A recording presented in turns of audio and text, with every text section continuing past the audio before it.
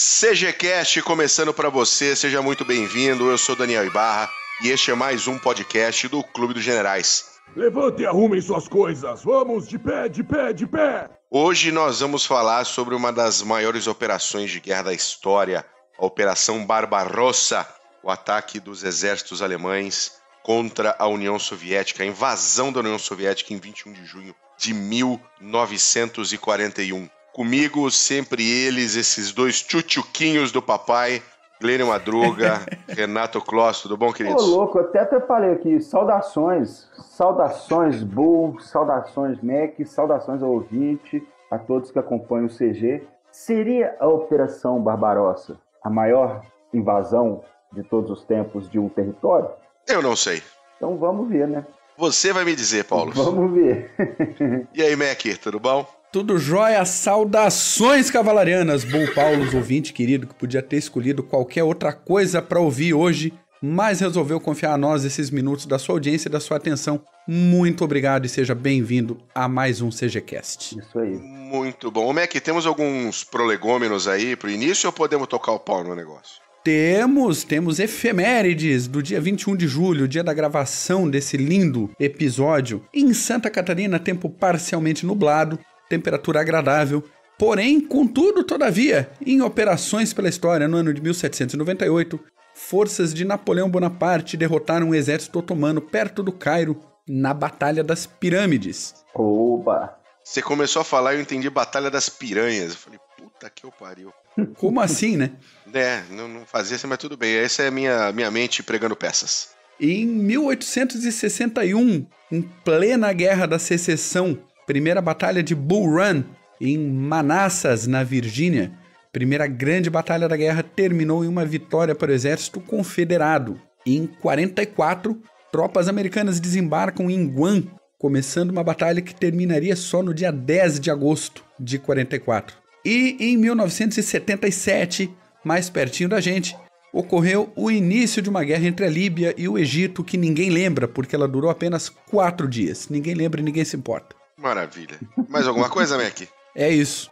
Então tá bom. Então vou fazer o meu agora. Por favor. Ontem, dia 20 de julho de 2019, foi o aniversário de 50 anos da chegada do ser humano a um outro corpo celeste Muito bom. deste universo bem de lembrado. Deus. E Neil Armstrong, Buzz Aldrin e Michael Collins foram a tripulação da Apollo 11. Michael Collins ficou no módulo circundando a Lua e Buzz Aldrin e Neil Armstrong tocaram o solo lunar. E depois deles, mais 10 astronautas tiveram essa mesma honra de serem os únicos seres humanos a ir a um outro corpo celeste que não o nosso planetinha azul. Então, eu considero essa como o maior feito da humanidade na história, ter deixado o nosso planeta e ter conseguido chegar até um outro corpo celeste a mais de 400 mil quilômetros de distância. Então, todas as honras e todos os vivas às mais de 400 mil pessoas que trabalharam no programa Apollo. A gente não pode esquecer dos programas anteriores, do Mercury e do Gemini. Os astronautas que faleceram durante todo o processo para a chegada na Lua. É um feito absolutamente fantástico. E é uma pena que ainda tenha gente hoje que acha que isso nunca aconteceu. E se você, meu querido ouvinte, acha que a chegada da Lua não aconteceu, eu peço a você, com todo o respeito que eu lhe devo, peço que você estude o programa Apollo, estude o programa Mercury, o programa Gemini, e você vai ver que isso não é uma farsa, uma conspiração.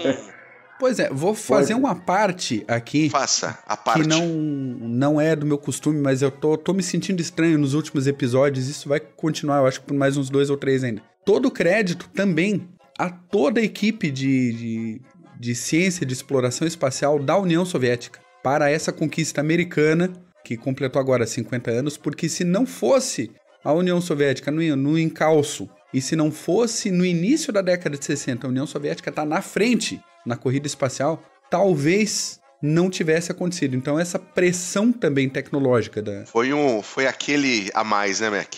Foi aquele catalisador, assim, vamos fazer agora antes que os caras façam. Foi o extra mile que eles falam, né? Que foi um pouquinho a mais. Isso aí. Então, mérito para a equipe soviética também, que no final das contas botou satélite lá, botou o Gagarin lá, deu aquela pressão nessa corrida. Sem E dúvida também nenhuma. teve uma importância pesadíssima em todo o desenvolvimento de tecnologia espacial. Muito bom. Só citando um negocinho bem City. simples, nossos celulares hoje em dia são 2.500 vezes mais rápidos e potentes, sei lá, do que o computador que mandou a galera para a Lua. Sim, Olha só que loucura. exatamente. Incrível, né? Impressionante. Isso daí já dá pra tentar entender um pouco o feito que foi colocar o homem na Lua em 1969 e até mesmo se você for parar pra pensar, você falou dos soviéticos de maneira excelente, Mac, isso tem que ser colocado em perspectiva, sem dúvida nenhuma, mas você colocar um homem no espaço, o espaço é um ambiente que não foi feito para nenhum ser vivo. Então você conseguir botar alguém no espaço, trazer de volta e fazer com que essa pessoa volte para casa viva e bem, É um feito extraordinário mesmo. É extraordinário. Nós não, devido às questões políticas da União Soviética na época, nós não sabemos quantas pessoas morreram em testes para mandar as pessoas para o espaço, né? A gente sabe que o Gagarin foi porque o Gagarin deu certo. É isso aí. Né? Era uma outra época, era uma situação onde não existia essa informação à vontade de tudo que acontece no mundo 24/7. Então a gente sabe do Gagarin porque o Gagarin deu certo. Existem histórias de outros cosmonautas que não deram certo, que morreram, seja indo, seja voltando. Mas sem dúvida nenhuma, o programa espacial russo teve os seus méritos, sem dúvida nenhuma. Também foi o próprio Buran, se você não conhece, meu caro ouvinte, procura aí sobre o ônibus espacial Buran, que era um ônibus espacial meio parecidão com o americano, mas o que eu acho que ele tinha de fantástico é que ele era totalmente automatizado. Você não precisava de ninguém pilotando ele nem na ida nem na volta. Mão na roda, hein? Boa. Mão na roda, cara. Mão na roda. Então procure também sobre o programa espacial soviético. Você vai ver que quando os americanos chegaram à Lua, os soviéticos não saíram gritando é farsa, é mentira. É verdade. Pelo contrário. E tanto que foi necessária uma cooperação com o programa espacial russo durante o processo em levar o Neil Armstrong, Michael Collins e o Buzz Aldrin para lá, porque os russos estavam lançando um satélite também. Então eles precisavam se conversar para ninguém bater em ninguém, tá? Para ninguém causar o acidente do outro. Então foi realmente um feito impressionante dos dois lados, né? Depois que o Obama cagou no pau, o anti-americano diz que acabou o programa espacial americano, ninguém mais decola do Kennedy e começaram a levar todo mundo lá de Baikonur para a estação espacial. O programa espacial russo também mostrou a sua importância, mas agora a gente tem um americano de verdade sentado na presidência e nós voltaremos à Lua. É isso aí. Voltaremos à Lua em breve. Mas vamos falar de Barbarossa? Só dando aquele último ganchinho para atrasar mais um pouco o episódio, hein?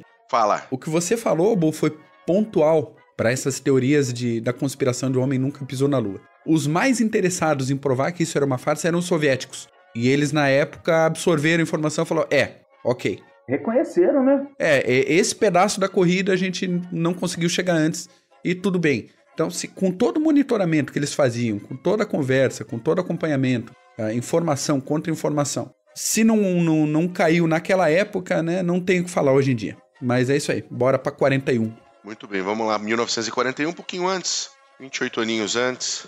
1922, na verdade. 22? Você vai mais pra trás ainda, Paulos? Não, o negócio é o seguinte, gente. Para falar de Barbarossa, a gente tem que entender de 2 pontos primeiro. O primeiro, Tratado de Rapallo, de 1922. Por isso que eu citei o ano de 1922. Para aqueles interessados, principalmente no desenvolvimento da arma Panzer alemã, vão lembrar muito bem desse Tratado de Rapallo em 1922, que foi um pacto entre a República de Weimar e a União Soviética, onde os dois estados largaram mão de todas as reivindicações territoriais e normalizaram as relações. E dentro desse tratado ocorreu muita cooperação militar entre os dois estados, a ponto de que a maioria dos desenvolvimentos da arma Panzer, que Guderian cita muito bem no livro dele, no Panzer Leader, ocorreram na Rússia, na União Soviética, na década de 30. Então, esse tratado meio que foi um fio de vida, uma sobrevida para os alemães que estavam sendo barrados em muitas das situações internacionais devido ao Tratado de Versalhes. Não, e colocando só um ponto aqui em cima, a gente não pode deixar de lembrar da Escola de Aviação de Lipetsk. Isso. Que foi dentro do Tratado de Rapallo, que foi onde começou a criação da Luftwaffe. Exatamente. O nosso website tá em momento de transição. Se você entrar lá no meu caro ouvinte, no clubedegenerais.org, você vai ver um site em construção, mas logo logo ele volta ao normal e você vai poder dar uma lida. Tem um artigo fantástico que é do nosso falecido Dornberger, sobre a Escola de Aviação de Lipetsk, na Rússia. Então, os alemães foram todos para a Rússia para reconstruir a Força Aérea Alemã, que não podia isso ser feito dentro da Alemanha por causa das restrições do Tratado de Versalhes. Então, Rapallo tem uma importância na reconstrução militar alemã muito grande. Muito grande, muito grande. E vale lembrar que nessas questões militares os soviéticos cooperaram lado a lado com os alemães. Até os fins, vamos supor assim, até os expurgos soviéticos de 1937 e 1938, ocorreram muita cooperação entre os dois estados. Então, vale a pena lembrar desse Tratado de Rapallo, que aconteceu em 1922. Nós vamos citar também outro tratado que precisa ser entendido para quem quer escutar da Barbarossa, que é o Pacto Ribbentrop-Molotov. Porém, antes, é importante a gente se lembrar de que quando Hitler chegou no poder, chegou na liderança do Terceiro Reich, ele mesmo já citava o Lebensraum, que era o espaço vital alemão para poder desenvolver o Terceiro Reich. E ele mesmo já citava que esse desejo expansionista dele era barrado pelo Internacional Comunista e os estados capitalistas. Então, ele já culpava, já arrumava desculpinha aí para fazer merda mais tarde. Porém, gente, o que aconteceu? O Tratado de Versalhes, os franceses ficaram, Clemenceau doidinho para acabar com os alemães, apanhou nas trincheiras e resolveu dar o golpe no tratado. Conseguiram dar o golpe no tratado, então os alemães ficaram atados, mais ou menos por quase 20 anos. Só que a gente tem que lembrar que Hitler veio ao poder em 1933 e ele,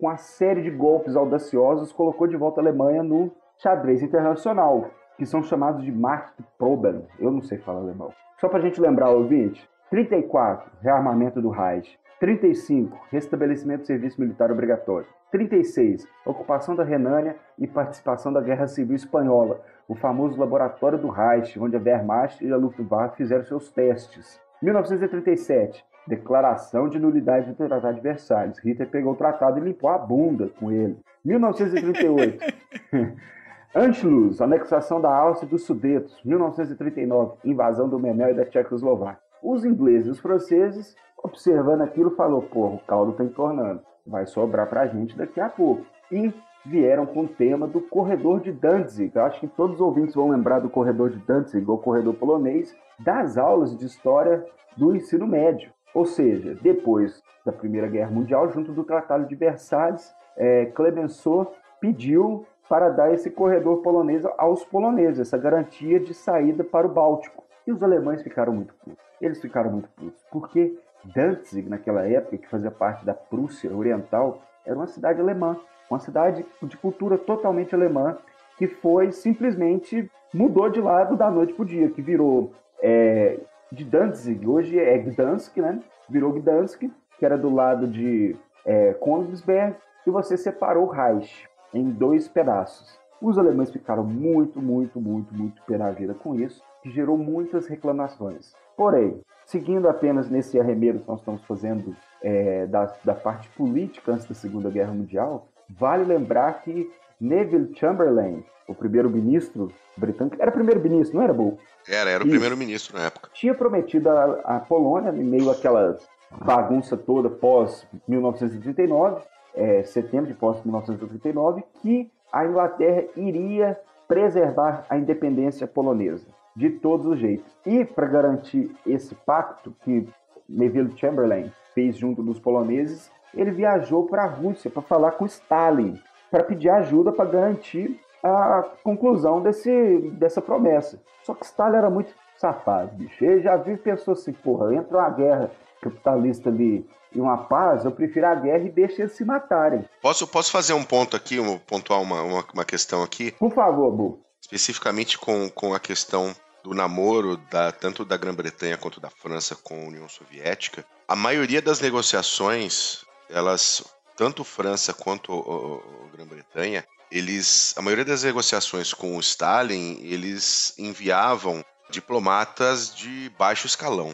E isso mandou uma mensagem muito ruim para Stalin sobre a importância que Inglaterra e França, Grã-Bretanha e França, davam para esse modelo. Em comparação, a Alemanha enviava Ribbentrop, que era o seu ministro das relações exteriores, com conversas de muito mais alto nível. Tanto que Stalin não recebia os diplomatas britânicos e franceses. E muitos muitos historiadores colocam que o principal motivo pelo qual Molotov e Ribbentrop, o pacto, foi assinado tão rapidamente, foi exatamente esse sentimento de que não sou tão importante que Stalin teve com relação à Grã-Bretanha e à França. Que fazia total sentido, diga-se de passagem.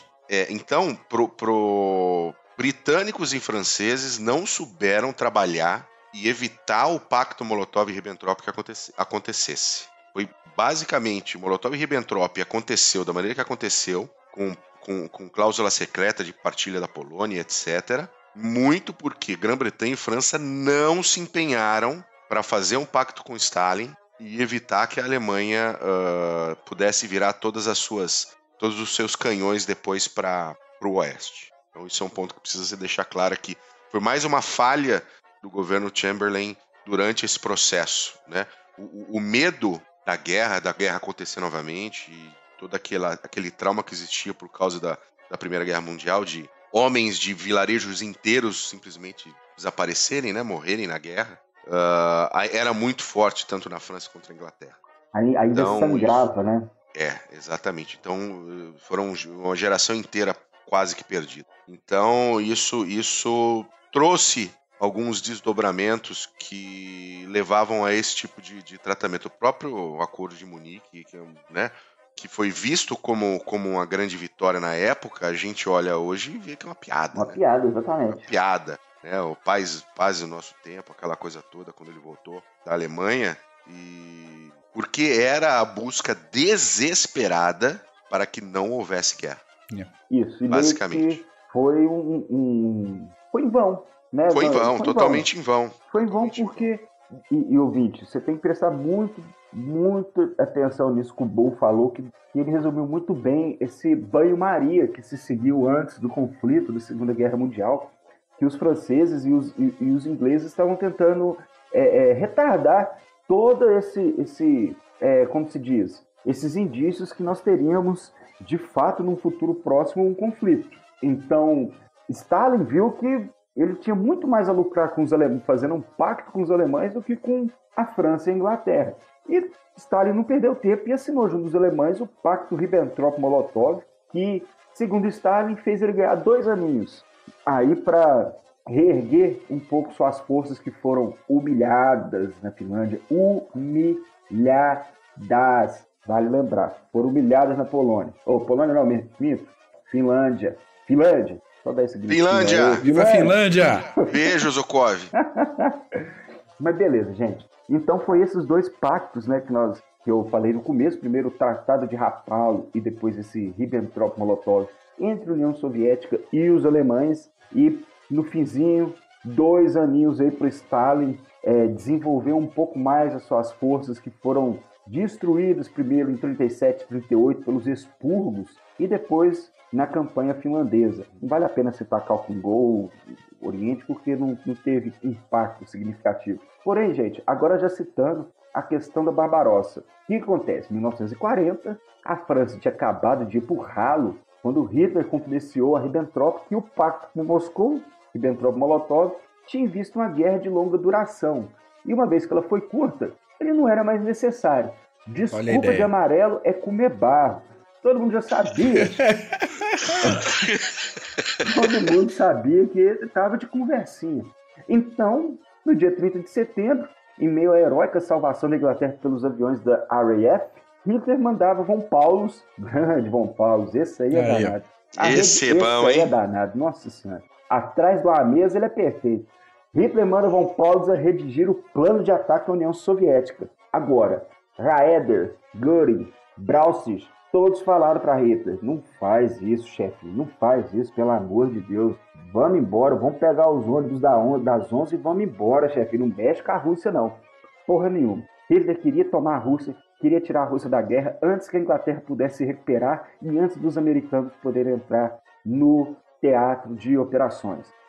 Vamos lá. O e a gente tem uma coisa, Hitler tinha um ponto muito importante. A Alemanha entrou na guerra sem qualquer condição de vencer. Né? Apesar de toda a força militar, de toda a qualidade do soldado alemão, estruturalmente a Wehrmacht ela tinha pés de barro, né? Então não tinha combustível suficiente, a maioria do combustível era sintético, não tinha comida suficiente. Puxado a cavalo. Então era tudo puxado a cavalo. Então o plano de você ter o Lebensraum, de você ter o espaço vital, era exatamente para que se tivesse petróleo do Cáucaso, os grãos da Ucrânia, e você realmente transformar esses pés de barro que eram a Alemanha nazista efetivamente numa grande potência, e toda grande potência precisa de comida, precisa de combustível, não tem como fugir disso. Você não consegue controlar um território do tamanho que a Alemanha conseguiu, puxando tudo a cavalo, com combustível sintético, com um bloqueio naval da Royal Navy que não te deixa chegar nada.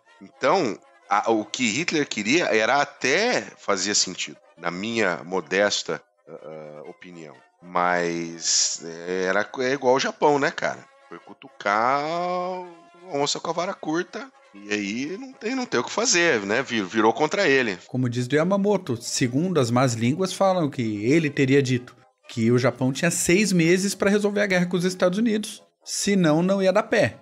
Senão a água ia bater na bunda, né? É o filme Yamamoto que tem na Netflix, inclusive, amigo ouvinte, se você nunca assistiu... não é na Netflix, perdão.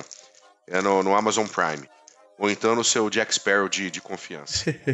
Chama-se Yamamoto. Assista, mostra muito bem como Yamamoto foi contrário a esse ataque aos Estados Unidos, desde o começo, mas cumpriu com o seu trabalho e de maneira brilhante, inclusive. Yeah. Mas Hitler tinha uma certa razão e ele queria a guerra rápida, para acabar com tudo rápido também, porque ele sabia que, cara, se não fosse rápido, o caldo ia entornar.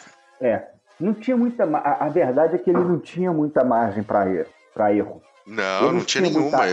Eu acho que ele não tinha nenhuma, era zero. Não tinha. Até que quando veio essa discussão de invasão da União Soviética, Hitler mesmo entendia que era impossível ocupar a Rússia. É impossível ocupar a Rússia, a União Soviética, enfim. Então os alemães deveriam optar por privar os russos de suas regiões vitais, que seria uma estratégia que caberia de fato aos recursos alemães. Então, Leningrado era uma cidade industrial com um importante porto para o Báltico. Toma Leningrado. Moscou, capital da União Soviética, importante hub rodoviário, ferroviário e placa giratória das comunicações soviéticas. Tem que tomar Moscou. Ucrânia e Bacia do Donetsk, vasta área agrícola e industrial. E Cáucaso, região petrolífera. O que os alemães pensavam? Se ocupar os 3 primeiros e deixar o último, não ia adiantar porcaria nenhuma, porque enquanto não tirasse o petróleo soviético, ele ainda estaria vivo se debatendo. Então, não adiantaria tomar as 3 localidades, sendo que deixaria a região petrolífera do Cáucaso de fora. Então, veio a diretiva número 21. Do dia 18 de dezembro de 1940. Amém. Veio com as seguintes palavras: é necessário que a Wehrmacht esteja em condições de esmagar a Rússia em uma campanha de curta duração, e isso antes do fim da luta contra a Grã-Bretanha. O grosso dos exércitos russos devem ser destruídos por meio de ações potentes dos Panzers para lá, e destruir as forças russas a oeste do rio Dnieper, e depois estabelecer uma linha de defesa do Volga ao Archangelsk. Nesse caso, Hitler não queria a Rússia, queria a Rússia europeia, não a Rússia inteira, e onde os planos de ações deveriam seguir o centro de gravidade do ataque para cima dos pântanos do Pripyat, onde 2 exércitos operariam, que no caso foi o Exército Norte e o Exército Centro, tinha os pântanos do Pripyat e ao sul o Grupo de Exército Sul. Agora tem uma questãozinha que eu gostaria de citar para todo ouvinte, para prestar bem atenção. Vamos lá. Qual que era o objetivo? Qual que era a estratégia da Operação Barbarossa? Conquistar Moscou? Não. Qual que era a estratégia? Destruir o Exército Vermelho, porque Hitler achava como que ocorreu em 1917, que a destruição do exército, como aconteceu em 17 do exército do czar, e que ele planejava também em 1941, que a destruição do Exército Vermelho levaria à destruição do governo soviético em Moscou. Então, ele achava que o peso do Exército Vermelho iria se esfarelar através do próprio peso, claro, e isso levaria ao governo soviético caísse em Moscou. Então, essa era a estratégia de Hitler. Hitler achava isso. E ocorreu uma briga muito... Não vou falar saudável, não, mas foi uma discussão boa. Briga saudável, não existe. Uma discussão muito boa entre Hitler e Halder, porque Halder, decidindo sobre a estratégia alemã, achava que de todo jeito que deveria se seguir Moscou como a principal estratégia dos alemães. E Hitler disse, cotando, né, que só cérebros fósseis pensariam em algo do tipo. Então, Hitler não estava ligando para Moscou. Hitler ligava mais era para Leningrado, Stalingrado, ligava mais a questão agrícola da Ucrânia, o petróleo do Cáucaso. Então, muita gente fala, olha, se Hitler não tivesse ajudado Mussolini nos Balcãs, talvez a Barbarossa teria dado certo. Porra nenhuma. Hitler foi ajudar Mussolini nos Balcãs, nem imaginava que ia ter que correr atrás de Moscou no fim de setembro, começo de outubro. Então, já começa errado. Estratégia, lixo. Já começou errado. Então, como que faz para atacar essa União Soviética? Os alemães vieram com 3 pontas de lança, grupo de exército norte, grupo de exército centro e grupo de exército sul. Sendo que o grupo de exército centro, liderado pelo marechal de campo Fedor von Bock, possuía 2 exércitos panzers. Por quê? Porque Hitler, nos seus devaneios estratégicos, acreditava que a ponta de lança do centro deveria ajudar tanto as forças do norte, tanto as forças do sul. E nisso, ele meio que enterrou todo o plano de conquistar a União Soviética. Porque as cabeças pensantes do alto escalão nazista, como Halder, como Guderian, por exemplo, falavam que teria que ser rápido o avanço até Moscou. Esse era a estratégia. E Hitler não concordava, ou seja, eles entraram já na guerra sabendo que o caldo já estava entornando. E, infelizmente, para eles. Então, geograficamente, para dar uma lembrança, a gente está falando de um fronte que vai do Báltico ao Mar Negro na abertura da campanha. Isso. De mais ou menos 3.000 quilômetros. Isso aí. Então, não é pouca coisa, não. Botar um corpo de exército, se vocês lembrarem, você manobra para lá ou para cá conforme a necessidade, filhão.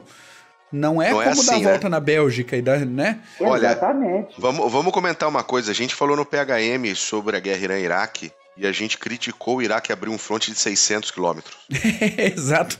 A gente está falando de um fronte de 3.000 quilômetros, onde o grupo de exército centro, com 2 exércitos Panzer, basicamente movido a cavalo.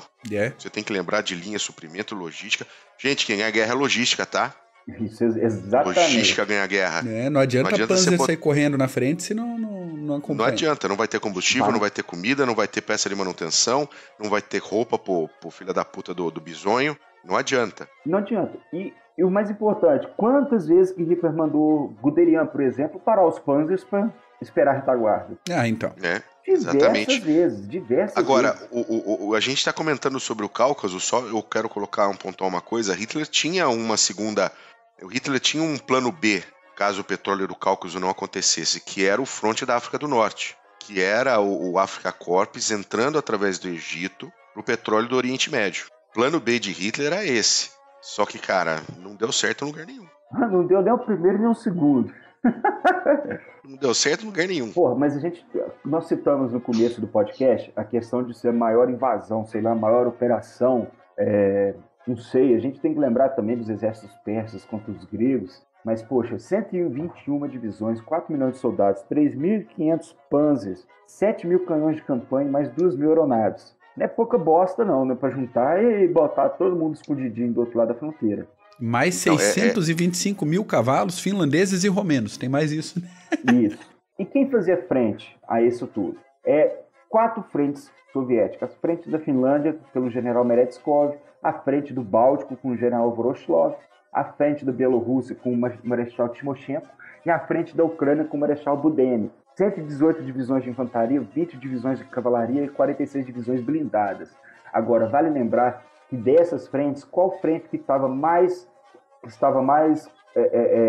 como eu posso dizer assim, preparada para aguentar o ataque alemão? A frente da Ucrânia, com o Marechal Budeni. Por quê? Porque os soviéticos achavam antes, durante os anos 30 e os anos 40, que com o encontro entre os alemães e os soviéticos seria na Ucrânia, devido ao valor econômico da Ucrânia. Então, por isso que a frente da Ucrânia era mais forte em relação a outras frentes. Não é à toa que nós vamos citar mais à frente, porque o primeiro contra-ataque soviético veio através das forças de Budeni. Sim.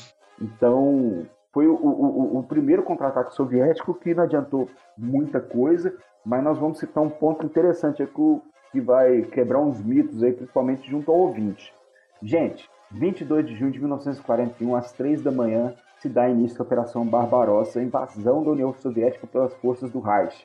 E aí eu dou um ganchinho, um pouco de curiosidade, um pouco de levantar alguns ânimos aqui. Dizem também algumas más línguas, alguns informes, algumas informações mais ou menos confirmadas, que a inteligência britânica e a inteligência americana conseguiram rastrear esse plano do Adolfinho de invadir a União Soviética. Sim, sim. E mandaram mensagens, informaram o Stalin do que estava acontecendo, e ele meio que não acreditou nessa informação. Ele achava que o Hitler ia ficar fiel, vamos dizer assim, ao plano, ao pacto de não agressão, pelo menos por mais algum tempo. E aí as más línguas parte 2 dizem que o Stalin ficou tão chocado com a invasão alemã que ele ficou sem falar com o comando dele por cerca de 11 dias. E aí, na percepção de vocês, confere, não confere? Birra?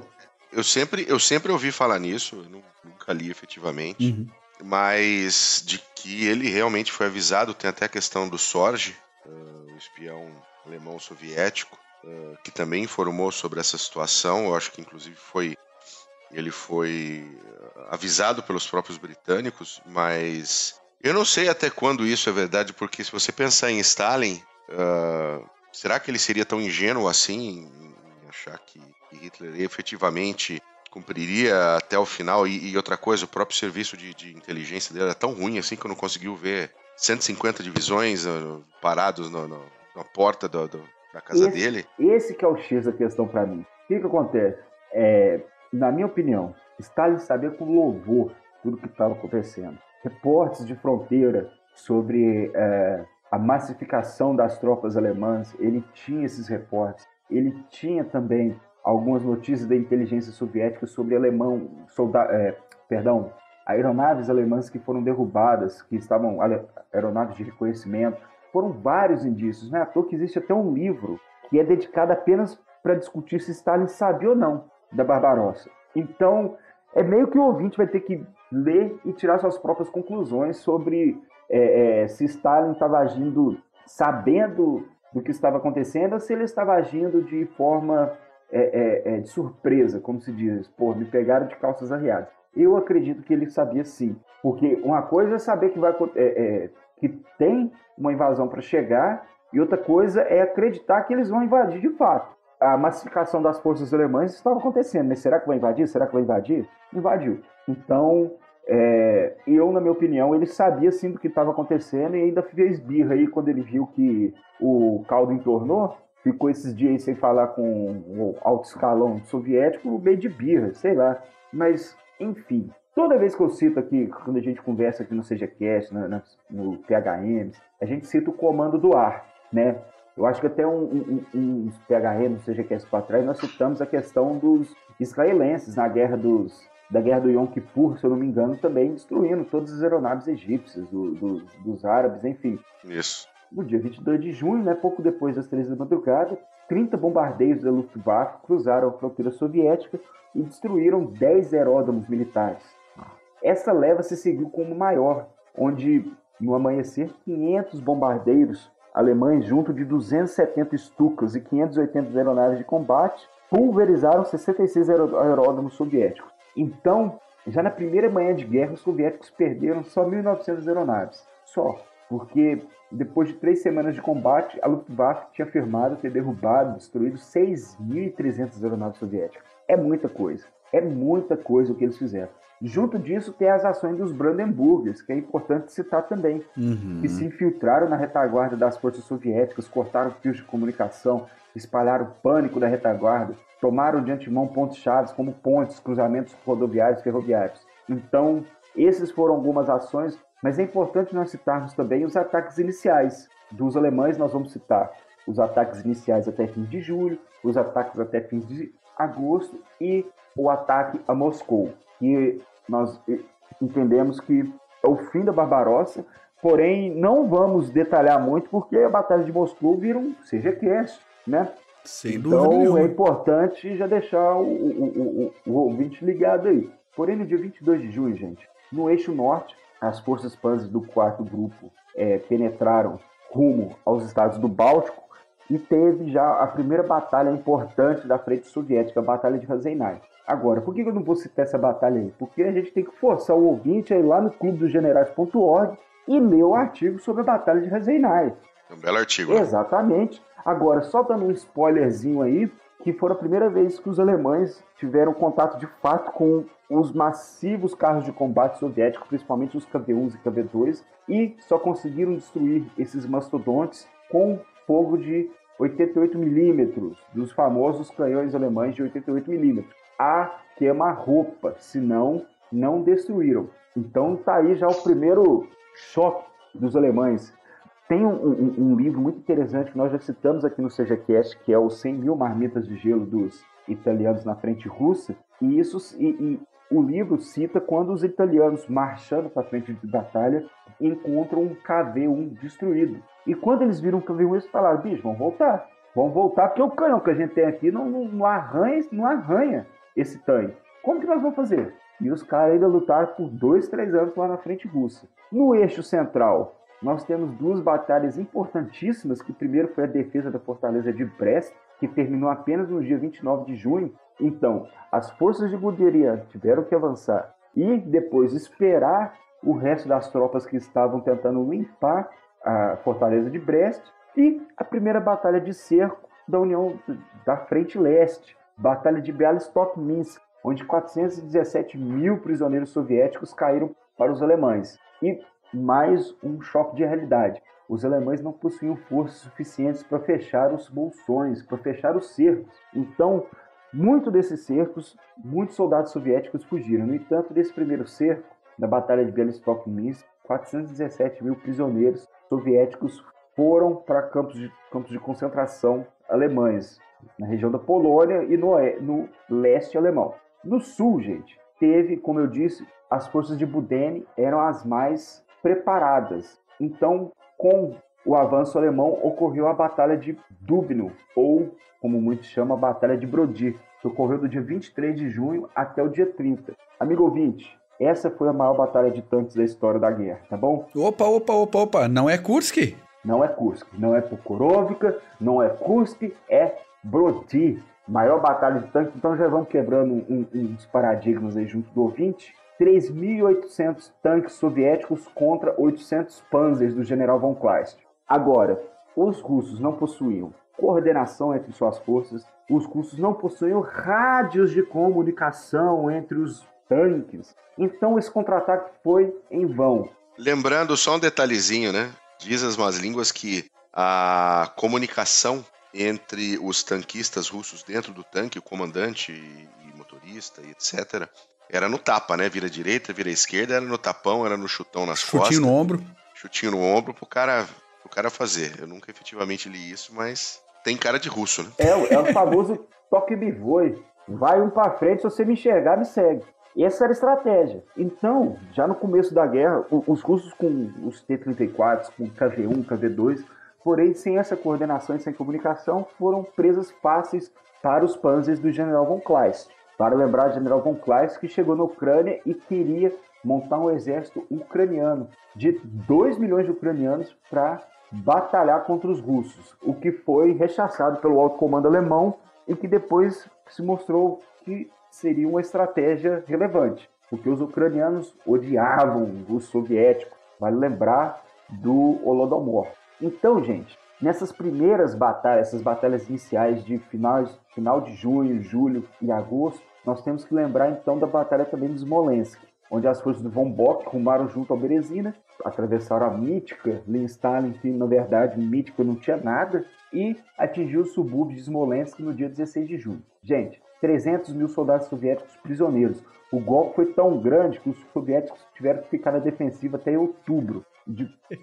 Tanto que foi o tombo foi tão grande, a pinga foi tão forte que só em outubro que eles conseguiram na região montar mais outro contra-ataque. Então, de agosto a setembro, nós temos um avanço também contínuo das forças panzers, tanto rumo a Leningrado, nos estados bálticos, rumo a Kiev do sul e rumo à destruição, tanto muitos podem falar rumo a Moscou no centro, mas na verdade rumo à destruição do grosso das forças russas. Então, no eixo norte, Narva-Novgorod caiu, 20 de agosto, panzers rumo a Leningrado. No eixo central, os soviéticos prenderam os alemães e os panzers do Guderian em Roslav, porém a linha se solidificou depois de Roslav e no sul, cerco de Uman.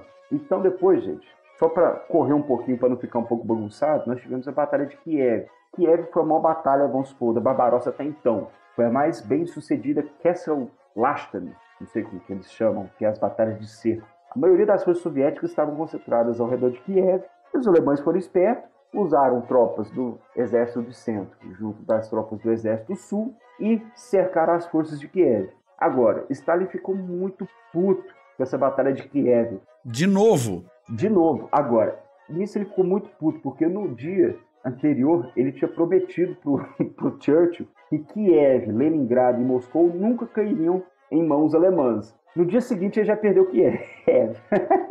Então, isso ele ficou muito puto. 665 mil prisioneiros soviéticos. Só para vocês terem noção, gente, mais carros de combate russos caíram em mãos alemãs do que os alemães tinham de tanques. Nossa. Agora, impressionante. Agora, ó, eu vou te falar, deve ter sido arrancar peça para tudo quanto é lado desses tanques soviéticos, deve ter feito uma maçaroca com esses tanques, mas catou tudo e mandaram para frente de batalha, às vezes até pintaram com a cruz gamada, né, dos alemães. Agora, gente, o ponto principal da Barbarossa. Hitler tinha visto que, como nós citamos no início, que a destruição do Exército Vermelho não levaria à derrocada do governo soviético. Então, Hitler trocou o centro de gravidade, que era a destruição do Exército Soviético, para a conquista de Moscou. Eita. Ok, para o alto comando nazista, era tarde demais. Guderian já estava puto da vida, já estava arrancando os cabelos, porque Hitler, depois da Batalha de Smolensk, desviou os panzers dele para ajudar o norte e o sul. Isso já deixou ele louco. Falou, bicho, não tem cabimento. Então, quando Hitler decidiu... Não é só não tem cabimento. Como é que vai fazer isso? Não tem lógica. Então ele retardou o avanço do grupo de centro da nata, vamos supor, da nata blindada alemã, retardou para ficar ajudando frente sul e frente norte. Isso, amigo ouvinte, matou a estratégia da Barbarossa. Matou. Agora, final de setembro, quando Hitler realmente decidiu com a Operação Tufão, que era a conquista de Moscou, já tinha perdido tempo suficiente. Moscou estava a 320 km de distância, mas para muitos generais já não havia mais tempo para se bater até a capital. O von Bock tinha decidido botar o dia 7 de novembro como data para cercar a cidade. Pô, dia data 7, limite, né? O deadline, vamos supor. Novembro, eles estavam ainda passando frio a 100 km de Moscou. Então, ou seja, cagaram no pau finais de setembro. Cagaram no pau, não. O Hitler cagou no pau final de setembro, enterrou a Barbarossa. Agora, apenas para a gente fazer um arremedo aí no que aconteceu na Operação Tufão, os alemães eles seguiram rumo a Moscou em duas frentes. A frente norte, que Roth comandava, tentou conquistar Klin em novembro, tentando rechaçar as forças do general Rogossov e até abandonar a cidade de Istra. Enquanto que Guderian, no flanco sul, ficou retido em Tula, tentando cercar a cidade e as forças soviéticas que estavam cercando a cidade para defender. Já no dia 30 de novembro, o próprio Bigodinho já tinha falado aos seus séquitos que o avanço para Moscou já tinha perdido fôlego. Agora, gente, a gente tem que lembrar um pouco também de Clausewitz. Pô, só dia 30 de novembro caiu a ficha no Bigodinho, né?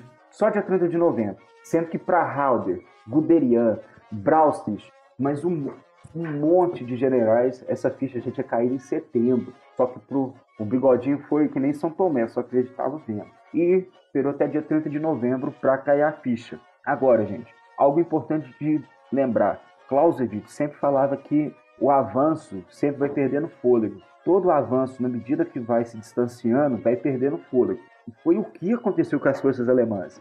As forças panzers de Guderian, os panzers de Roth já estavam no limite da sobrevivência, no limite da exaustão, no limite dos víveres, do petróleo, da gasolina para poder avançar. Então, todo o avanço alemão parou no dia 3 de novembro. No livro do Panzerleader, do Guderian, ele mesmo cita que, acho que foi no dia 3 de novembro, que as armas pararam de funcionar, porque o óleo das metralhadoras, das armas, tinha congelado. Tá. Os carros para poder funcionar tinham que ficar 2 horas debaixo, acender uma fogueira 2 horas antes, para derreter o motor e conseguir funcionar. Então, ou seja, a ofensiva tinha ido para o saco. E Zhukov tratou de também começar um contra-ataque no dia 6 de dezembro, com tropas frescas que vieram do Oriente. Então essa aí foi a pá de cal, pá de neve, sei lá, pá de não sei o quê, das forças alemãs e do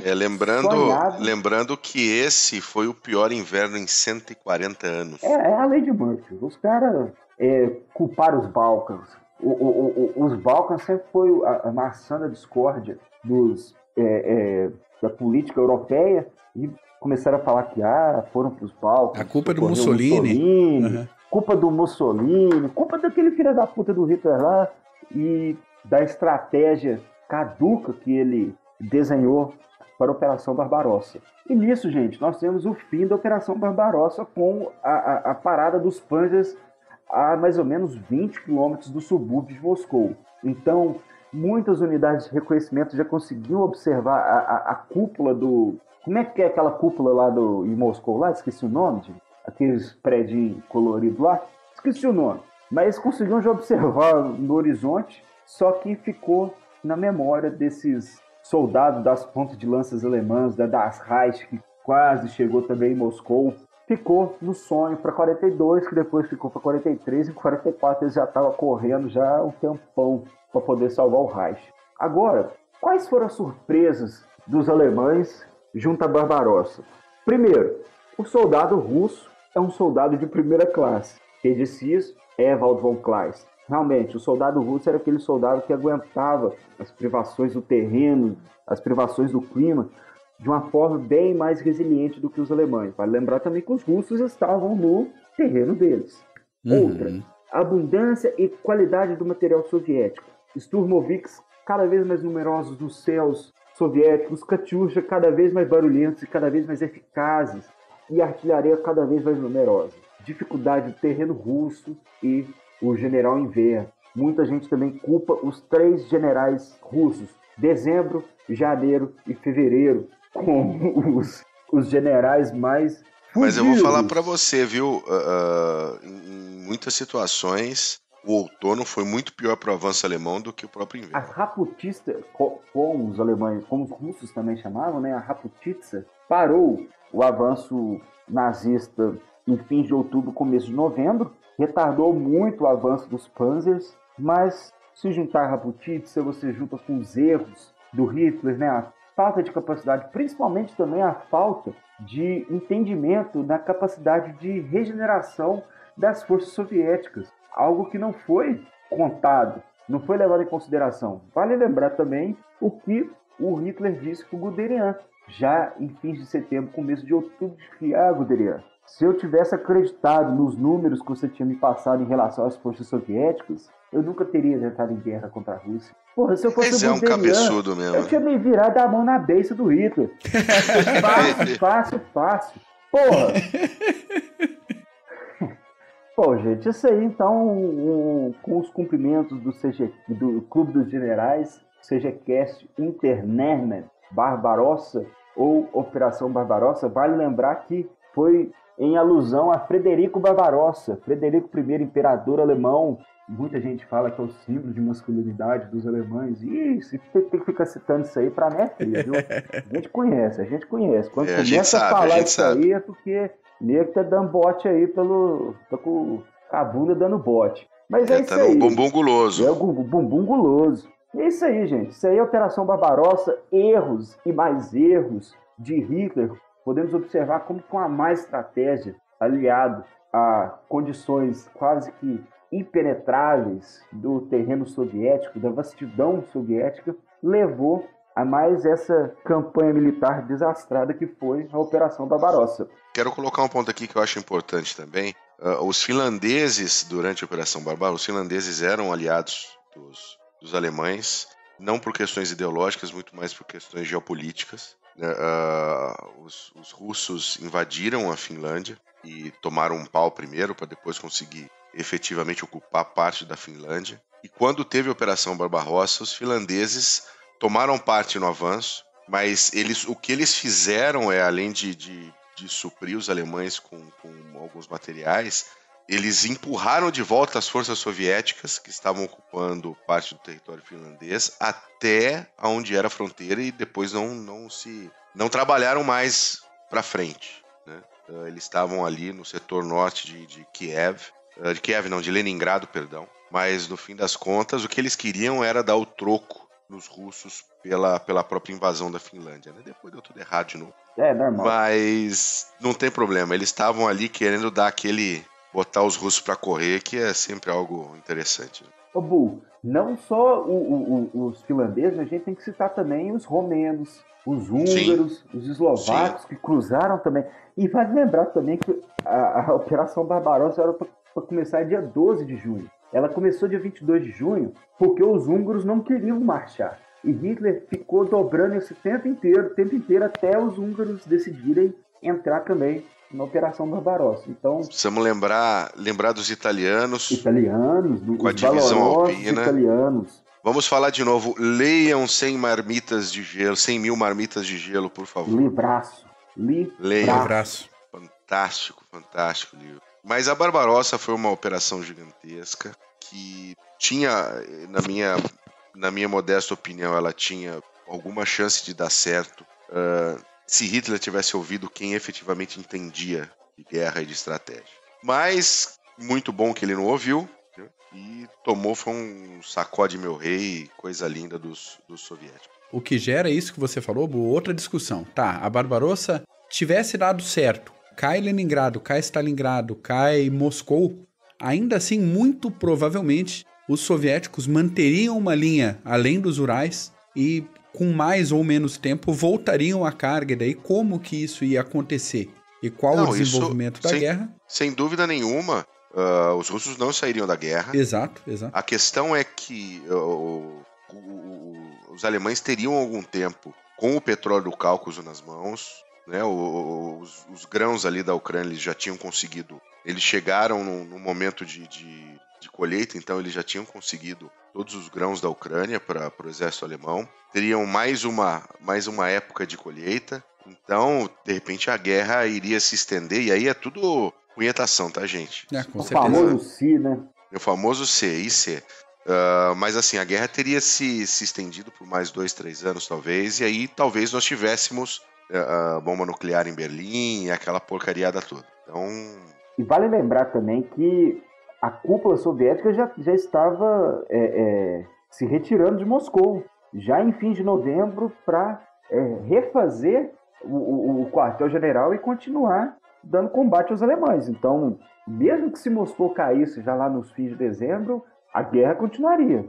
Até porque os soviéticos fizeram uma operação muito bem feita de transferir o grosso da indústria pesada que estava na Rússia Europeia para botar nos Urais. Então, de certo modo, eles teriam ainda poder para manufaturar, para produzir material de guerra e material humano também.